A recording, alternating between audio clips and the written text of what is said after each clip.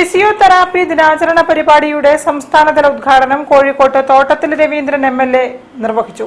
സൗജന്യ വയോജന ഫിസിയോതെറാപ്പിയുടെ ഉദ്ഘാടനം മേയർ ബീന ഫിലിപ്പ് നിർവഹിച്ചു.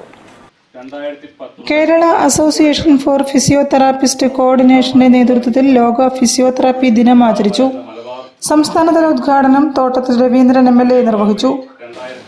നമുക്കറിയാം, ഫിസിയോതെറാപ്പി എന്ന് പറഞ്ഞാൽ ഫിസിക്കൽ മെഡിസിൻ. അവിടുത്തെ കോഴിക്കോട്ടെ മെഡിക്കൽ കോളേജിലെ ഫിസിയോതെറാപ്പി നിങ്ങൾക്കറിയാം, ആ സെൻറ്റർ ഇപ്പം വളരെ മോശമാണ്. 35 ലക്ഷം റുപ്യ ചിലവഴിച്ചുകൊണ്ട് ഇപ്പോൾ നന്നാക്കാണ് ഞാൻ MLA ഫണ്ട് ഉപയോഗിച്ചുകൊണ്ട് അതിന് ഏറ്റവും അത്യാധുനിക നിലയിലേക്ക് കൊണ്ടുവരാനുള്ള ശ്രമം നടത്തിക്കൊണ്ടിരിക്കുകയാണ്. അതിന് ഏറ്റവും പ്രധാനപ്പെട്ട ആരോഗ്യ മേഖലയിൽ നമുക്കറിയാം, ഒരു കാലഘട്ടം നമുക്കറിയാം ഇങ്ങനെയൊരു വിഭാഗം തന്നെ ഉണ്ടായിരുന്നില്ല.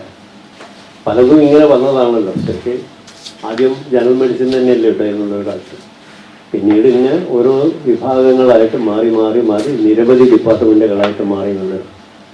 ശരിക്കും പറഞ്ഞാൽ ഓരോ അവയവത്തിനും ഡോക്ടറായി എന്നുള്ള നിലയിലേക്ക് ലോകം അത്രയും മുന്നോട്ട് പോയിക്കൊണ്ടിരിക്കുന്നു. അപ്പം നമുക്ക് അസുഖങ്ങളുടെ ഒരു ലോകത്തിലെ സത്യത്തിൽ ജീവിക്കുന്നത് ആരോഗ്യ മേഖല ഏറ്റവും പുരോഗതി കൈവരിച്ചിട്ടുള്ള ഒരു കാലഘട്ടം. ചിന്തിക്കാൻ പറ്റാത്ത നിലയിലേക്ക് നമ്മളൊന്ന് എത്തിച്ചേരാൻ സാധിച്ചിരിക്കുന്നത് വസ്തുതയാണ്. പക്ഷേ അസുഖങ്ങൾ അതേമാതിരി നമ്മളെ തേടി വന്നുകൊണ്ടിരിക്കുന്നു. സൗജന്യ വയോജന ഫിസിയോതെറാപ്പി ഉദ്ഘാടനം മേയർ ഡോക്ടർ ബീന ഫിലിപ്പ് നിർവഹിച്ചു.